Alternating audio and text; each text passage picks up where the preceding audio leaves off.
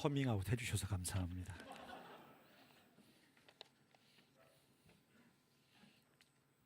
무슨 소리가 나는데요? 외행 소리가? 여기서 나는 것 같은데?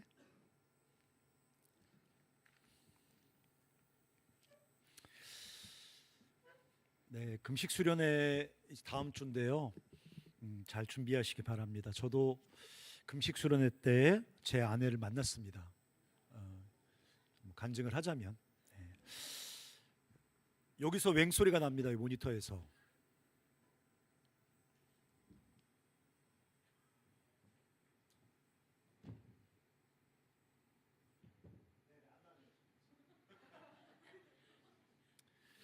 제가 저희 집사람과 그 1학년 때부터 만났거든요. 제가 군대 갔다 와서 1학년으로 훈련을 받기 시작했는데 그때 계속 같이 만나면서 뭐 같이 순장 후보 순장도 하고 뭐 이렇게 대표 부대표도 했지만 자매가 이렇게 이성으로 보이진 않았어요. 그냥 훌륭한 부대표 순장님이시다 이렇게 생각을 했지.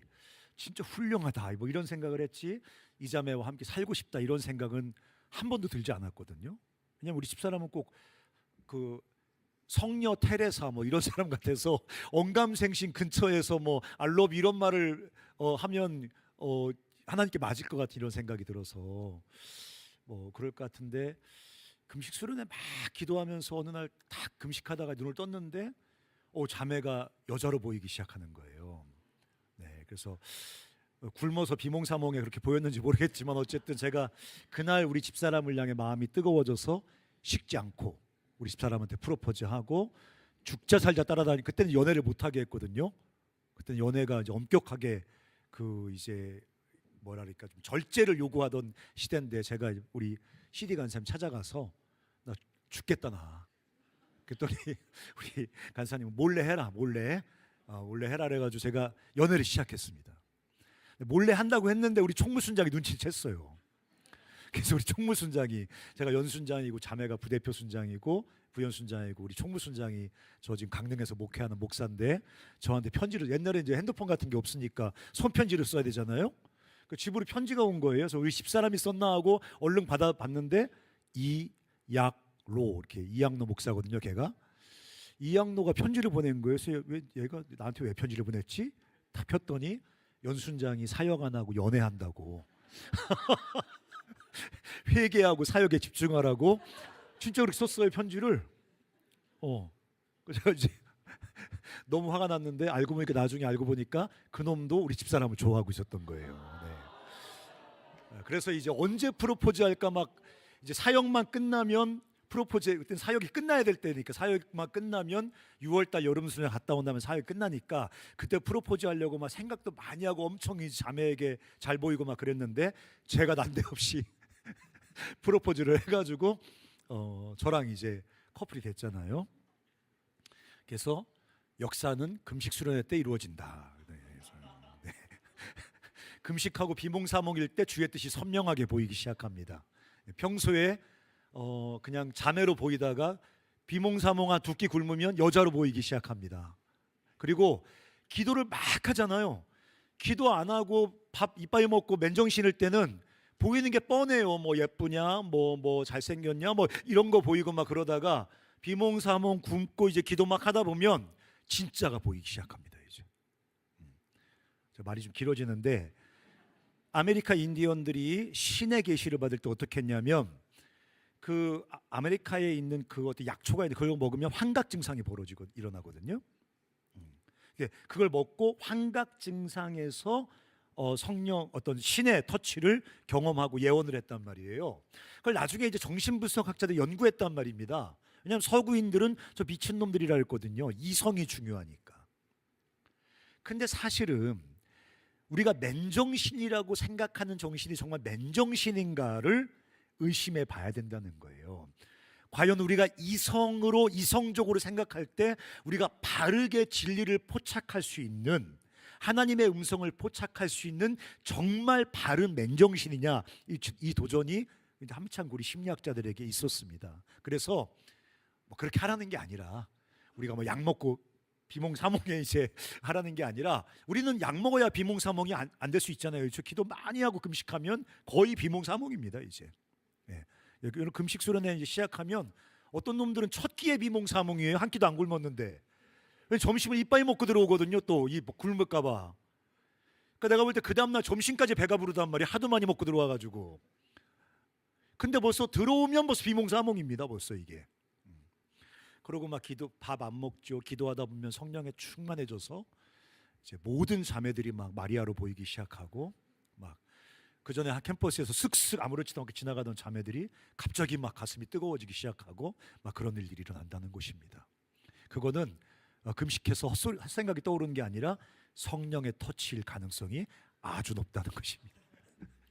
그래서 금식할 때 두 가지에 집중해야 돼요. 하나님께 집중하고 옆에 있는 자매들에게 집중을 해야 됩니다. 제가 말하는 건 거만 농담인 거 아시죠? 네. 그걸 또 진담으로 듣고 가가지고 또 뭐 이러면 안 되고, 이제 제가 말하는 거 거의 뻥 아니면 농담이 많으니까 잘 새겨서 들으시기 바랍니다. 방학인데 제가 오늘 조금 여러분들에게 이야기를 몇 가지 해드리겠습니다. 하지만 성경의 이야기니까 뭐 그냥 쓸데없는 이야기는 아닙니다. 제가 제목을 기도 그 위험한 모험이라고 썼습니다. 저는 기도는 진짜 아주 위험한 행위라고 생각하거든요. 네, 여러분, 우리가 함부로 옛날에 이제 분신사바 해가지고 뭐 고등 여고생들 뭐 이렇게 하다가 뭐 귀신 체험하고 그러잖아요. 그 위험한 행동이라 하면 안 되는 거거든요. 네, 하지만 분신사바 어쩌고 저쩌고 하는 그런 행동보다 훨씬 더 위험한 행동이 뭐냐? 그게 바로 살아계신 하나님께 기도하는 것입니다. 어쩌고 저쩌고 하는 것은 누구한테 하는 게 명확하지 않기 때문에 어떤 신비한 심리적인 증상이 나타날 수도 있겠지만 그 자체는 그렇게 무서운 게 아닙니다. 근데 우리가 살아계신 하나님께 기도하는 것은 굉장히 위험한 모험 같은 것입니다. 제가 오늘 그 얘기 하려고 하거든요. 우리는 왜 기도할까요? 여러분은 왜 기도를 하십니까? 아니면 기도하지 않고 있다면 왜 기도에 대한 부담감을 늘 갖고 살아갑니까? 기도할 때 뭐 특별히 내가 뭐 기도만 하면 무슨 일이 일어나는 것입니까? 우리 자매가 기도할 때 하나님께서 그런 고통스러운 사건에도 불구하고 하나님의 하늘의 평안을 주시는 이런 일도 일어나지만, 우리가 기도할 때마다 항상 무슨 일이 일어나는 것도 아니거든요. 우리가 기도한다고 해서 어떤 특별한 영적인 체험을 하는 것도 아닙니다, 사실은. 근데 우리는 왜 기도를 해야 되는 것입니까? 어쩌면 우리 시대는 기도에 대한 지독한 회의에 빠져 있습니다. 그리스도인들도 마찬가지입니다. 기도가 얼마나 중요하고 의미 있고 얼마나 위험한 행동인지를 다 망각하고 있습니다. 그래서 기도하지 않습니다. 기도에 대한 회의, 기도한다고 무슨 일이 생기겠어? 기도한다고 내 인생 속에 어떤 의미 있는 변화가 일어나겠어? 기도한다고 무슨 일이 내 삶 속에 지금 당장 벌어지겠어? 그런 생각이 만연해 있기 때문에 기도에 대한 아주 강한 회의에 모든 사람들이 빠져 있다는 것입니다. 그래서 제가 오늘 기도에 대한 이야기를 하려고 합니다. 기도에 대해서 제가 세 사람의 이야기를 하려고 합니다. 첫 번째는 한나라는 여자입니다. 한나 왔습니까? 한나 왔고, 한나가 여럿이잖아요.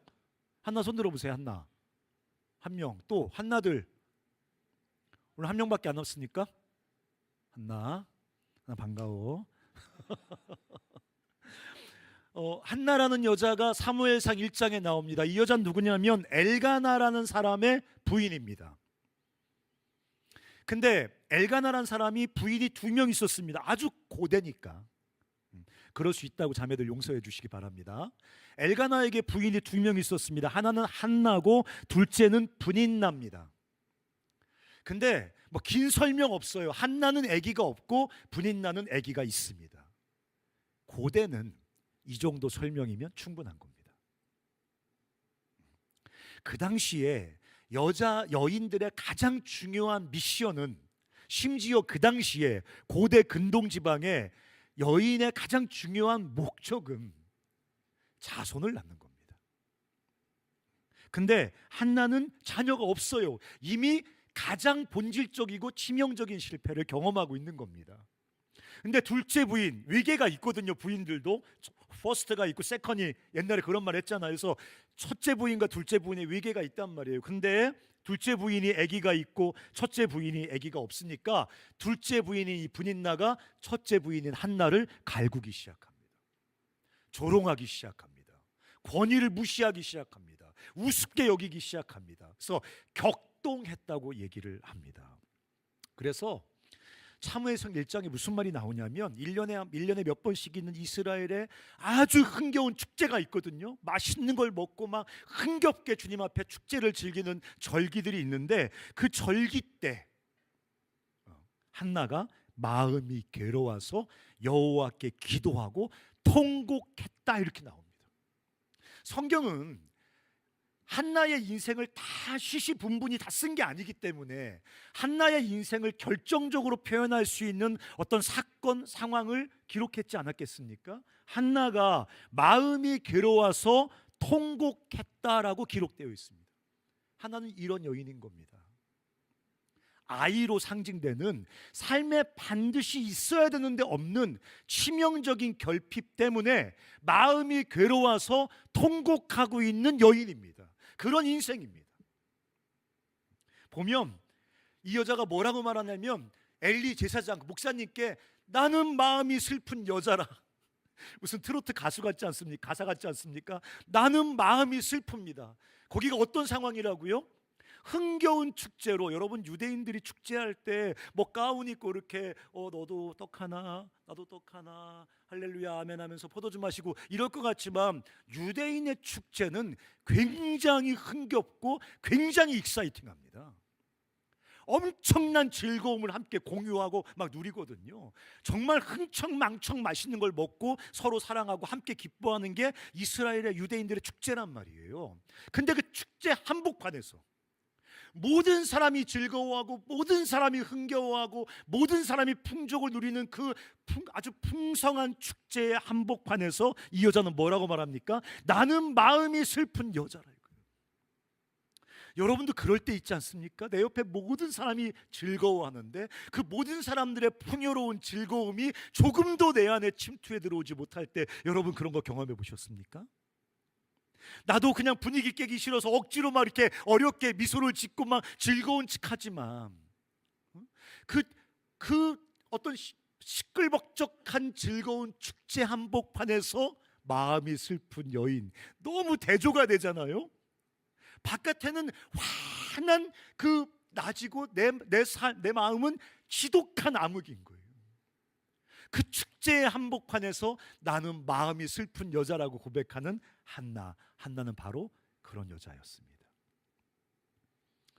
그러면서 주님 앞에 나가서 자기 마음을 통한다 그럽니다. 이게 막 토해냅니다. 너무너무 고통스러우니까, 너무 힘드니까 막 주님 앞에 나가서 막 쏟아냅니다. 분인나로 인해서 받은 상처, 막 죽으림을 다해서 아기를 낳고 싶지만 그게 마음대로 됩니까?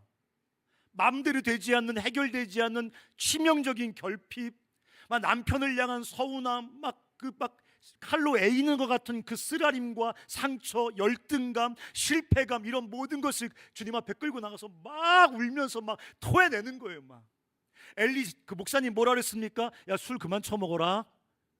이렇게 말할 정도로 마치 술 취해서 막 비틀거리는 사람인 것처럼 막 오랜 시간 주님 앞에 막 슬픔을 토설하며 주님 앞에서 울면서 기도했습니다. 슬픔에 빠져 있는 한 여인의 부르짖음이죠. 그 지독한 슬픔과 상처를 토해내는 한 여자의 부르짖음. 그런데 그 뒤에 어떤 말씀이 나오냐면 여호와께서 그를 생각하신지라 이렇게 나옵니다. 정확히 번역하면 여호와께서 그를 기억하신지라. 이 한나가 그 슬픔에 빠진 여인, 그 슬픔으로 가득한 인생을 살아가는 이 여인이 막 주께 부르짖으니까 주님이 나타나셔서 뭐라고 말씀하시냐면 여호와께서 그를 기억하신지라, 생각하신지라. 무슨 말입니까? 까먹고 계시다가 막 소리 지르고 우니까 너 거기 있었어? 이런 걸 말하는 걸까요? 그런 말이 아닙니다. 이 슬픔에 빠져서 주님 앞에 기도하는 이 여인의 기도를 통해서 이 슬픔으로 완전히 그 사로잡혀 둘러싸여 있는 한 여인의 인생이 하나님과 얽히기 시작한다는 얘기를 하는 겁니다. 하나님이 까먹고 계시다가 이 여인의 울음 섞인 기도를 듣고 그래 기억했다, 이걸 말하는 게 아니라 여호와께서 그를 생각하신지라, 이 말씀은 기도를 통해서 이 슬픔 일색인 이 여인의 삶과 하나님과 엉키기, 뒤섞이기, 이 연결되기 시작했다는 말을 하는 것입니다. 그래서 기도란 말, 종교란 말, 릴리전이란 말은 어디서 온 말이냐면 두 개가 하나로 꿰어 연결되다 할 때 쓰는 단어가 릴리전, 종교란 단어입니다. 네. 기도하니까, 울며 그 슬픔을 토해내면서 기도하니까 하나님과 이 슬픔에 빠져 있는 여인의 인생이 본격적으로 묶이기 시작합니다. 그래서 어떤 일이 벌어집니까? 한나가 임신합니다. 그리고 한나가 아이를 낳는데 그 아이의 이름이 사무엘입니다. 그래서 이 스토리가, 기도했더니 아이 못 낳는 여인들이 아이를 낳더라, 이 스토리입니까?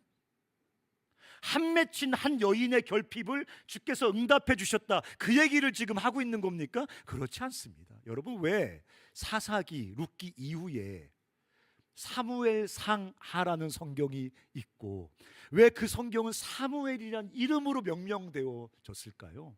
여러분, 사무엘 이후엔 누가 나옵니까? 사울이라는 사람이 나오고, 사실은 사울이 주인공이 아니라 다윗이라는 사람이 등장합니다.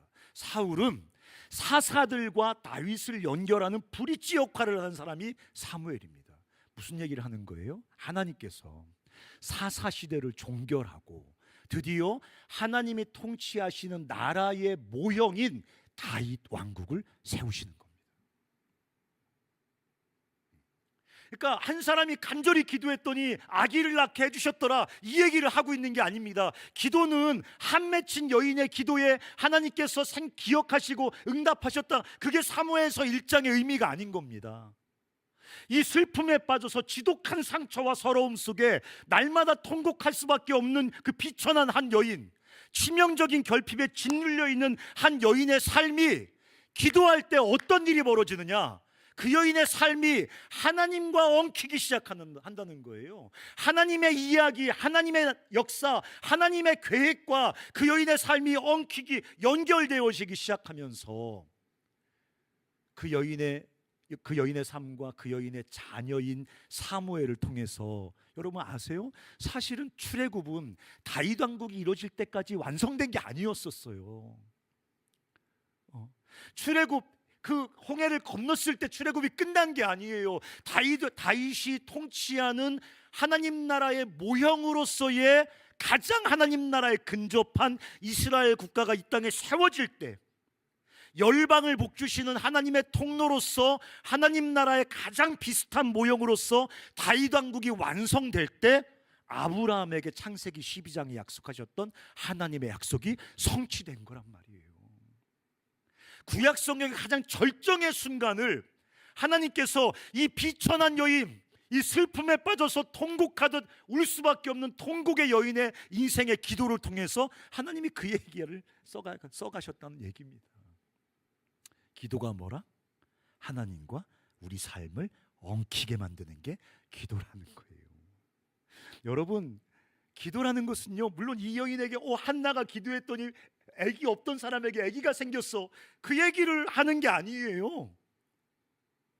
우리가 기도할 때 어떤 일이 벌어집니까? 내 기도에 응답될 수 있습니다. 자매가 얼마나 기도했겠어요. 막 간증은 안 했지만 그놈 나에게 주시옵소서, 주여 원합니다, 막 이렇게 기도도 했을 거 아니에요. 근데 그놈 안 주시잖아요. 우리가 어려운 질병에 있지만 막 기도하지만, 바울이 간절히 기도했지만 주님이 병을 치료해주지 않고 거절하셨어요.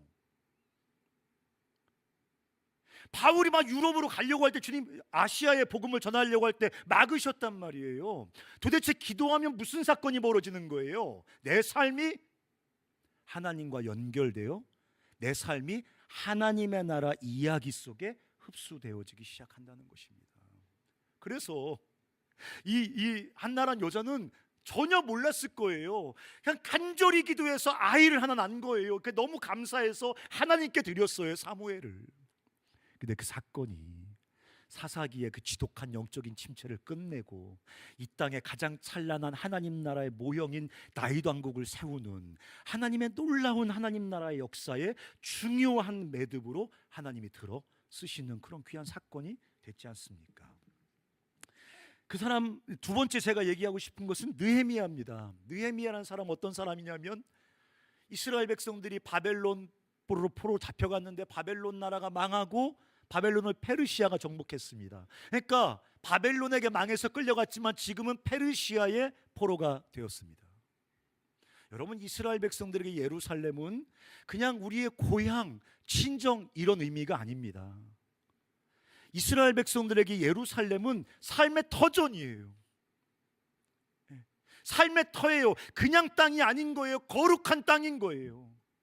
사실은 예수 그리스도가 오셔서 그 어떤 지형적인 땅의 어떤 그 의미는 사라져 버리고 하나님의 백성이 사는 거룩한 땅이라는 것이 전 세계로 확장되어져 버린 신약의 시대를 우리 살고 있잖아요. 여기가 거룩한 땅이잖아요. 하지만 이스라엘 백성들은, 유대인들은 아직도 예수 그리스도를 만나지 못했기 때문에 그들에게는 저 팔레스타인 지방 예루살렘 땅 자체가 아직도 특별히 거룩한 땅입니다.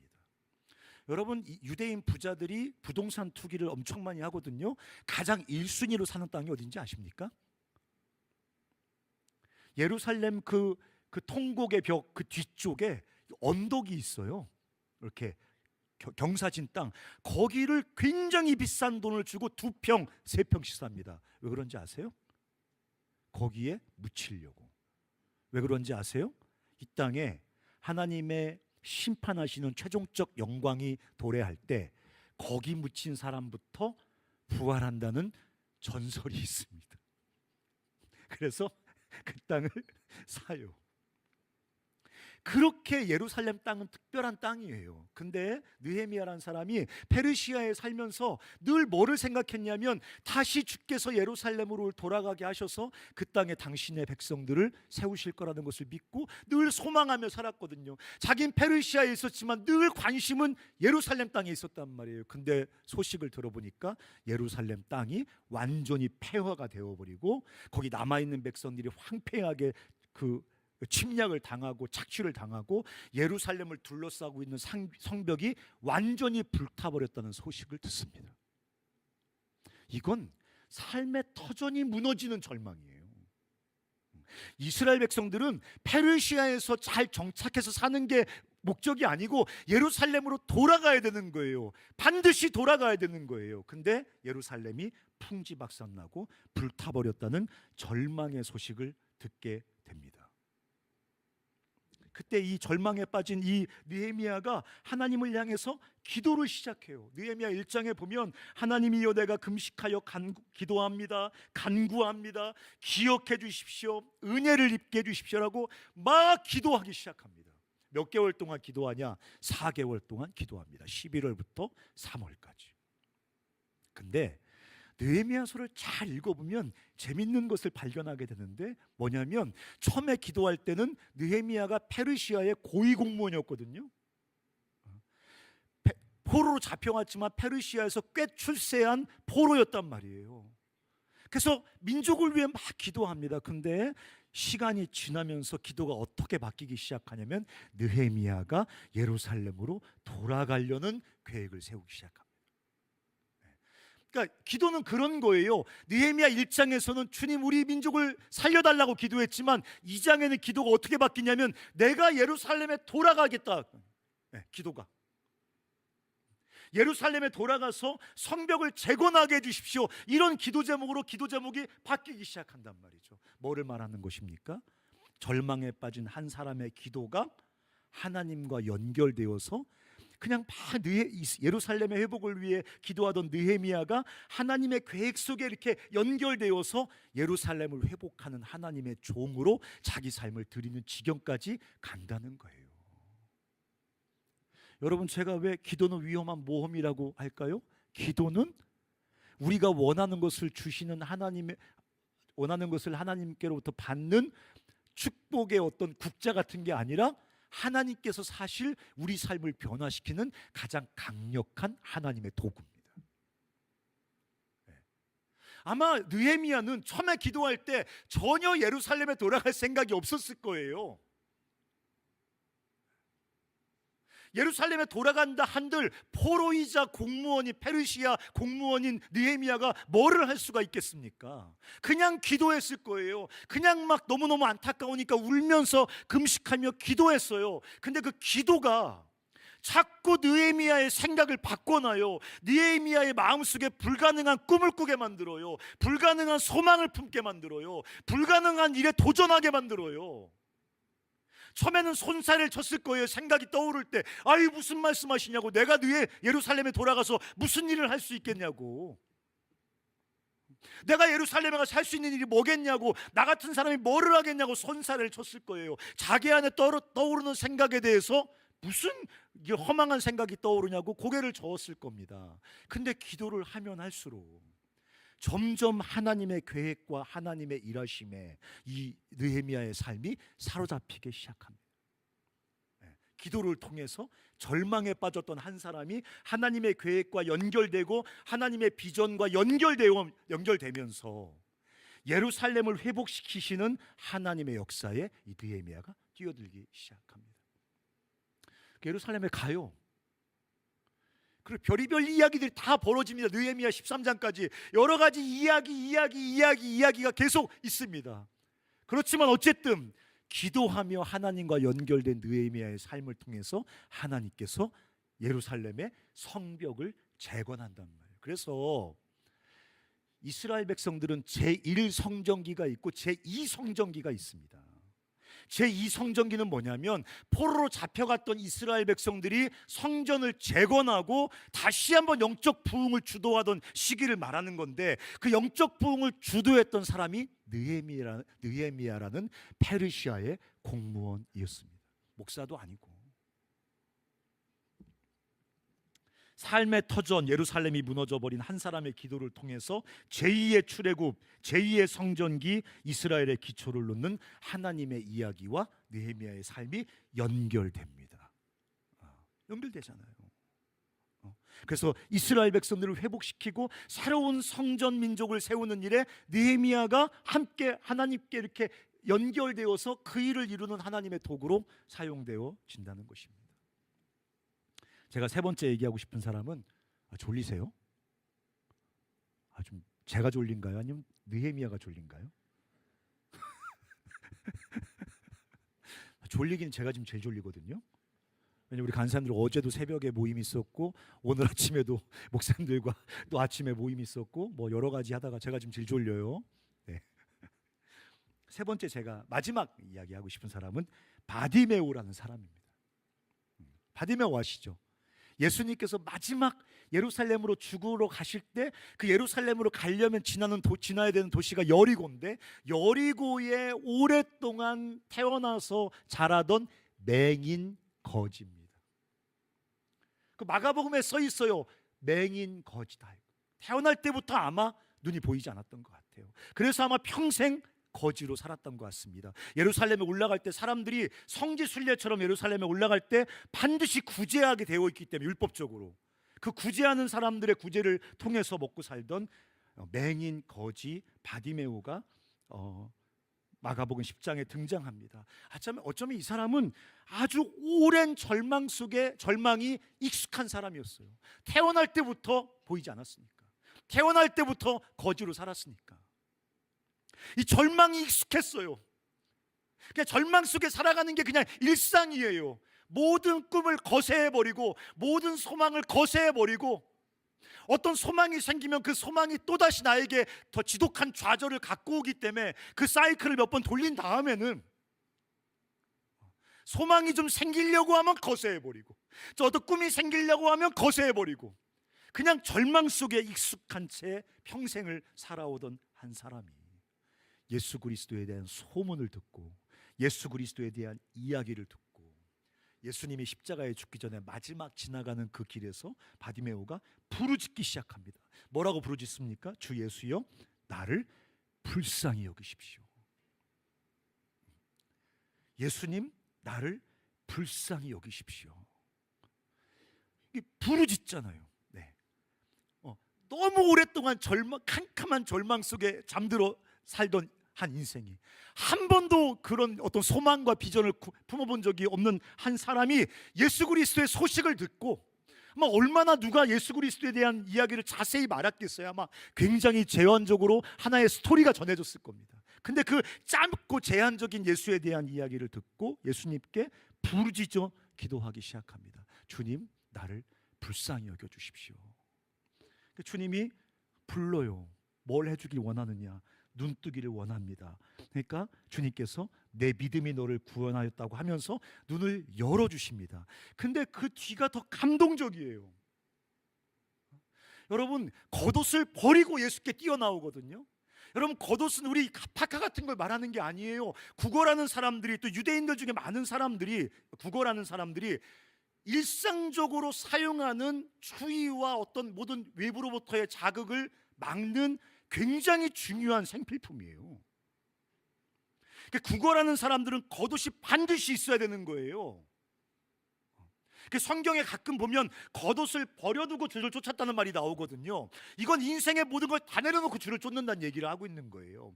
바디메오는 겉옷이 반드시 있어야 되는 사람입니다. 왜? 소경으로 살아가려면, 국어를 하려면. 근데 이 사람이 겉옷을 버리고 주를 쫓아요. 그 또 뒤에 뭐라고 써 있냐면 그가 곧 보게 되어 예수를 길에서 따르니라 이렇게 써 있어요.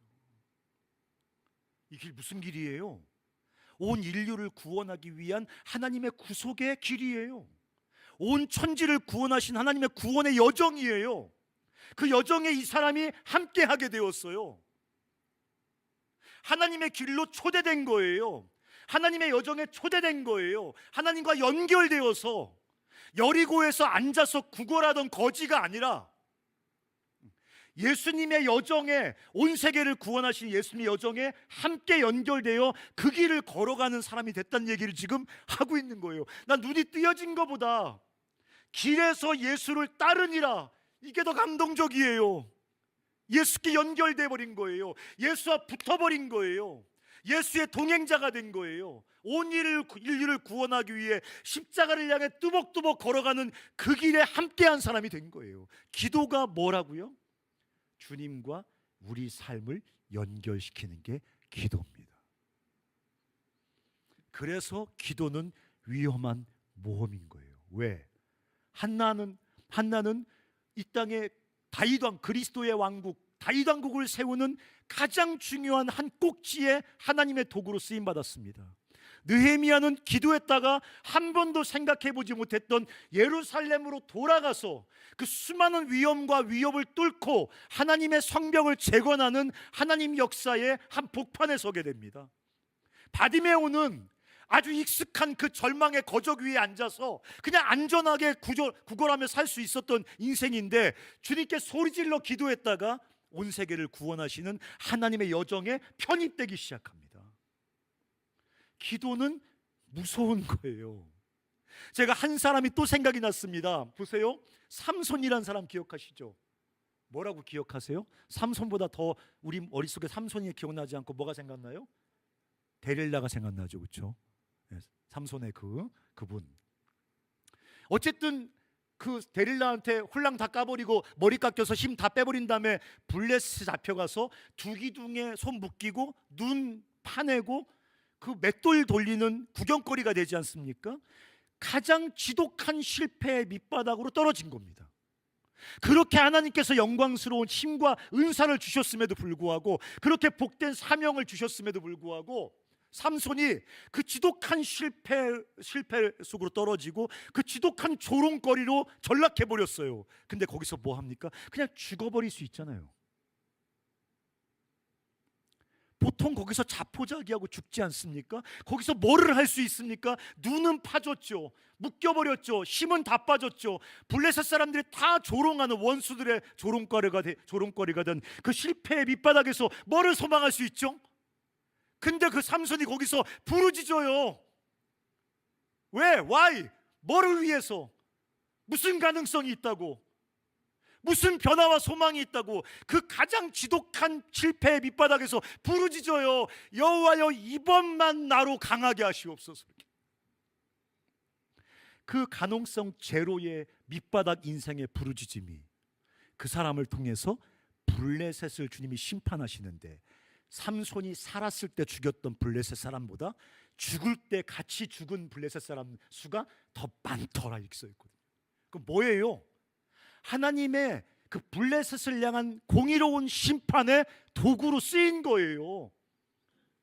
그 비천한 실패자가, 그 밑바닥으로 추락한 가장 밑바닥 인생이, 누구도 소망 없다고 다 손가락질하는 그 인생이 그 자리에서 부르짖을 때 아무런 소망 없는 인생도 하나님의 공의로운 구원과 심판에 연결돼 버리잖아요. 그러니까 니들 정말 간사님 더 이상 삶을 살아갈 용기가 생기지 않아요.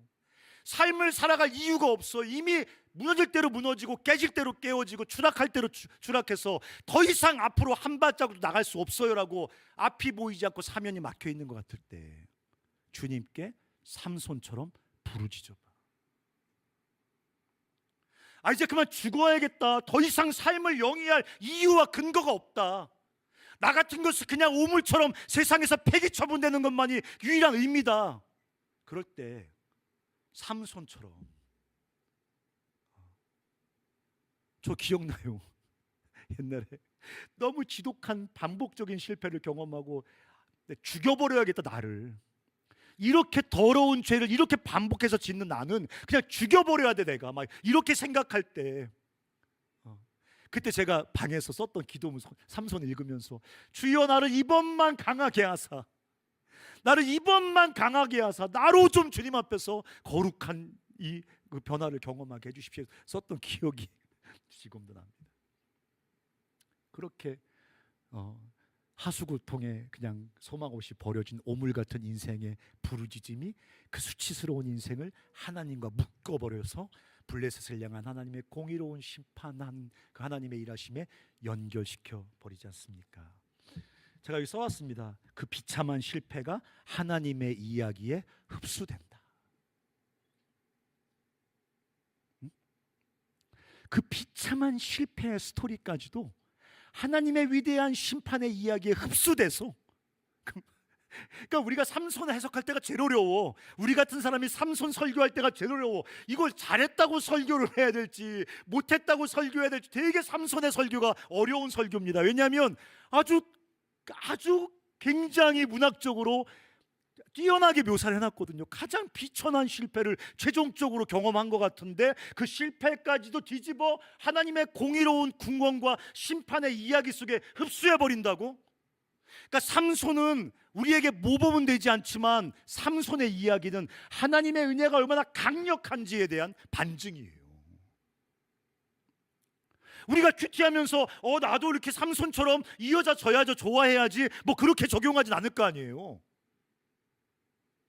근데 삼손 같은 인생이 부르짖을 때 하나님께서 그 부르짖음을 통해서 삼손의 인생을 어떻게 당신의 위대한 거룩한 심판의 이야기에 흡수해 버리시는지, 그럼 우리가 소망을 버리지 말고 기도해야지. 그렇잖아. 그럼 기도해야지. 내가 기도해서 오늘 뭐 내가 원하는 거 똑 떨어지고 그러면 기도 안 해도 돼. 근데 내가 부르짖을 때 나 같은 인생, 한나처럼 슬픔에 둘러싸여 있는 인생, 느헤미야처럼 삶의 터전이 무너져버린 절망적인 인생, 바디메오처럼 너무 오랫동안 절망 속에 살다 보니까 소망을 품는 것 자체가 사치처럼 느껴지는 인생, 삼손처럼 너무너무 수치스러운 실패가 반복되어서 이제 무엇을 기대하는 것 자체가 불가능해 보이는 그런 인생이라 할지라도 우리가 부르짖어 기도할 때 그런 우리 인생이 하나님의 이야기 속에 흡수되어져서 이 땅에 당신의 나라 이야기를 써가시는 하나님의 이야기의 한 조각으로 사용되어진다 이거예요. 그래서 기도는 위험합니다. 함부로 하시면 안 돼요. 함부로 하시면 안 됩니다. 하나님의 모략, 하나님의 계획에 말려들기 때문에 기도는 위험한 것입니다. 그러나 그 위험한 그 삶의 휩쓸리기를 원한다면 기도하십시오. 새벽에 기도하고 자기 전에 기도하고 함께 모여 기도할 때 죽어라 기도하고, 함께 모여 기도할 때 빌빌거리고 무슨 묵상하는 사람들이 있어요. 왜 그런지 모르겠어요. 함께 모여 기도할 때 죽어라 기도하고 금시초론에 가서는 작정하고 몰입하여 기도하시기 바랍니다. 저는 평생에 수많은 실패를 경험했던 사람입니다. 어려움과 방황과 침체가 늘 제 삶 속에 있었습니다. 지금도 있습니다. 지금도. 그렇지만 돌이켜보건대 늘 기도했습니다. 늘. 올바른 기도, 수준 높은 기도, 성경적인 기도, 그런 건 잘 모르겠습니다. 하지만 늘 기도했습니다. 울며 기도하고, 어쩔 수 없는 위기 속에 기도하고, 탄식하며 기도하고, 소리 없이 기도하고, 함께 기도하고, 뭔 말인지 모르고 기도하고, 어쨌든 기도하고 또 기도하면서 여기까지 왔습니다. 돌이켜보건대 어떤 기가 막힌 기도 응답의 간증이 있나? 잘 모르겠습니다. 하지만 기도하고 기도하면서 조금 더 하나님께 묶이는 내 삶을 경험하며 여기까지 살아왔습니다. 이젠 강렬한 소원이 생겨요. 하나님께 더 온전히 묶이고 싶다는. 그래서 기도합니다. 제가 이렇게 관상 좀 보십니까, 여러분? 금식 방학이니까 좀 제가 편하게 관상 좀 보세요. 제가 딱 그냥 관상 보입니다. 딱 저를 보면 관상 딱 보이거든요. 여러분, 제가 이렇게 홀리하게 생겼습니까?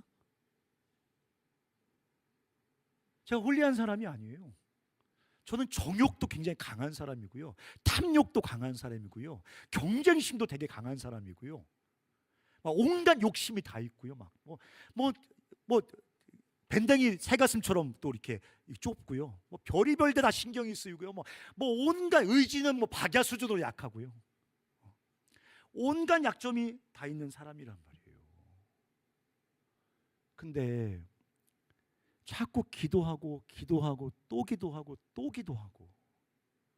그러면 내 삶이 자꾸 죽게 강하게 결박되는 것을 경험하게 돼요. 더 강하게, 더 빈틈없이, 더 견고하게 자꾸 죽게 밀착돼요. 죽게 얽어매이게 돼요. 죽게 결박당하게 돼요. 그래서 기도해요. 약해짐을 경험하잖아요. 요새 내가 컨디션이 안 좋다. 더 기도해요. 더. 영적으로 컨디션이 안 좋아. 더 기도합니다. 더. 여러 가지 어려움이 있으면 더 기도합니다. 새벽과 밤으로 기도합니다. 무시로 기도합니다. 탄식하며 기도합니다. 뭐합니까? 그냥 시간 있으면 무조건 주님 앞에 기도합니다. 그럴 때 저같이 별 볼 일 없는 인생도 주께서 당신의 이야기 속에 묶어서 당신의 찬란하고 아름다운 이야기를 써가시는 것처럼 사랑하는 형제와 자매들도 저같이 연약한 사람이 하는 것처럼 여러분도 무시로 기도하시기 바랍니다. 내일 다음 주에 가면 좀 마음을 좀 단단히 먹으세요. 어떻게 굶어요? 뭐 어떻게 굶기, 뭐 어떻게 굶으면 안 먹으면 굶는 거지 그냥. 그리고 들어오면 다 굶게 돼. 왜? 다 굶고 있기 때문에 애들이 다. 또 금시수련회 오기 전까지는 막 마음이 떨리고 막 죽을 것 같아, 막 못 먹으면 죽을 것 같아 이렇게 했지만 수련회 들어오는 순간부터 하나님께서 삼손에게 주셨던 굶는 힘을 주셔서 깜짝 놀라게 됩니다. 왜? 굶었는데 이렇게 기도가 막 폭포수처럼 쏟아지지? 굶었는데 왜 이렇게 막 몸에 막 주님이 주시는 막 힘이 느껴지지? 이 기쁨은 뭐지? 이 막 용기는 뭐지? 이런 게 경험되어진단 말이에요. 그러니까 빌빌거리지 말고 다음 주 어떻게 가지? 그딴 생각하지 말고 주님, 내가 2박 3일 금식하며 기도할 때 나에게 놀라운 은혜를 좀 부어주십시오라고. 등록 안 하고 흥청흥청거리고 우리 순원들, 우리 코전이들, 가족여행 가고 막 이런 친구들, 주님 그날 폭설 내려서 가족여행 다 취소되고 엄마 아빠 같이 금식 수련회 오게 해주십시오. 무슨 가족여행이야 지금. 민족이 이런데 가족여행을 할 때냐 지금. 기도할 때지. 그래서 우리가 이 기도, 이 놀라운 모험에 우리가 함께 뛰어드는 우리 모두가 되었으면 좋겠습니다.